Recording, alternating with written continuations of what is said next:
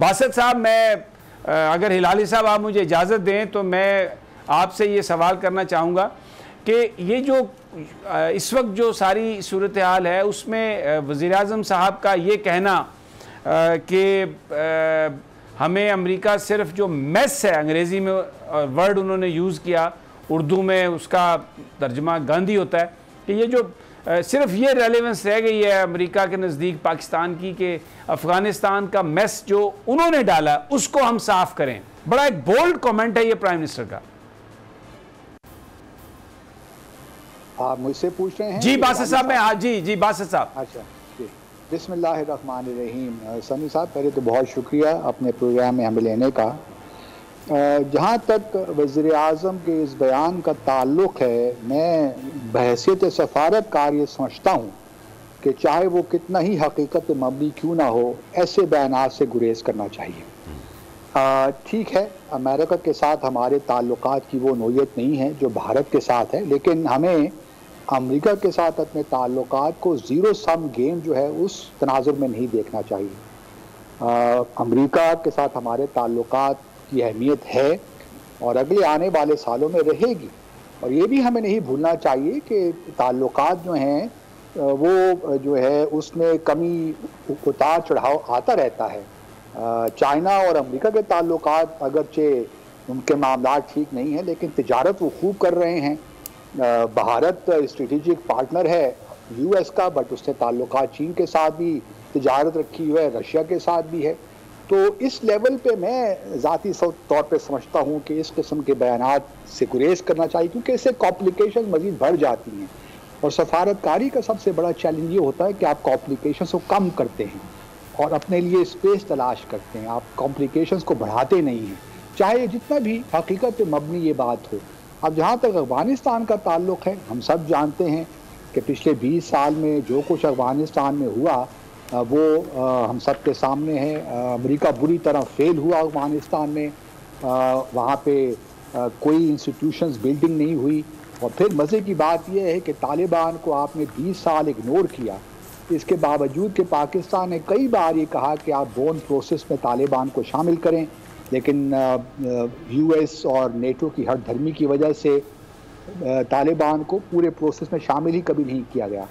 اب جب کہ ایک فٹیگ فیکٹر آ گیا ہے اور یو ایس اب یہاں سے نکلنا چاہتا ہے، تو انہوں نے جو ایکارڈ کیا ہے وہ بھی آپ دیکھ لیجئے کہ جو ایگریمنٹ 29 فروری 2020 کا ہے، اس میں انہوں نے طالبان کو تسلیم کر ہی لیا ہے کہ اٹس گورنمنٹ ان ویٹنگ، کیونکہ وہ ساری ایشورنس طالبان سے ہی مانگ رہے ہیں کہ آپ افغانستان کی سرزمین کو القاعدہ کے لیے ان کے سپورٹ نہیں کریں گے، یا داعش کے حوالے نہیں کریں گے، ان کو استعمال نہیں کرنے دیں گے.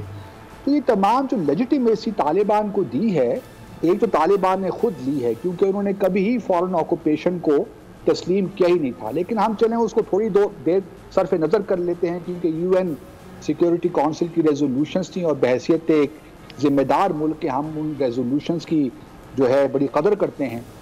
تو اگر ہم یہ مان بھی لیں کہ ان کے خلاف ایک ریزولوشنز تھی، لیکن طالبان نے کبھی بھی جو اس وقت حکومت ہے پچھلے 20 سالوں میں جو ایک پروسیس ہے اس کو کبھی قبول نہیں کیا.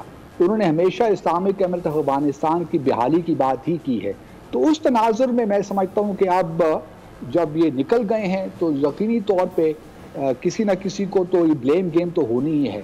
ہمیں بہرحال تھوڑی سی یہ ہے کہ ہمیں تھوڑا سا ڈپلومیٹکلی چیزوں کو ہینڈل کرنا ہے، کیونکہ ہمارے ہاں ایک رجحان بن گیا ہے کہ ہم بلا سوچے سمجھے اسٹیٹمنٹس ایشو کر دیتے ہیں اور چیزوں کو ٹھیک کرنے کی بجائے اپنے لیے مزید مشکلات پیدا کر دیتے ہیں.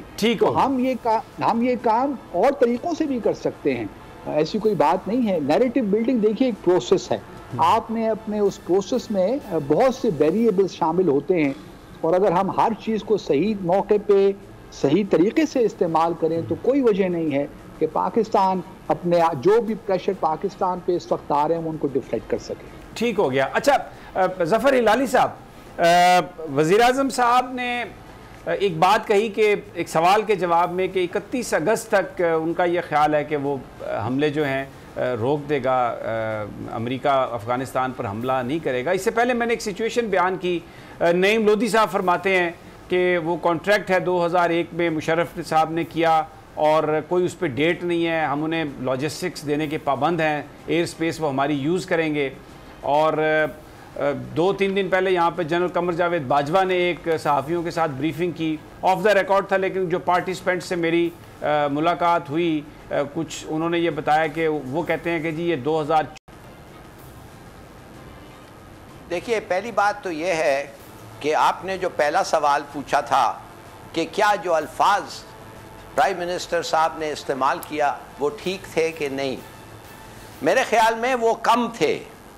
وہ انہوں نے صرف کہا کہ میس, اگر میں ہوتا میں کہتا ہے بلڈی میس, اگر میں ہوتا تو میں کہتا کہ تم لوگوں نے ہمارے پہ اس قسم کا بوجھ انفلکٹ کیا ہے 20 سال سے کہ تمہارا منہ کیسا دیتا ہے کہ تم آ کے ادھر سے ہمارے سے ایسی باتیں کرتے ہو.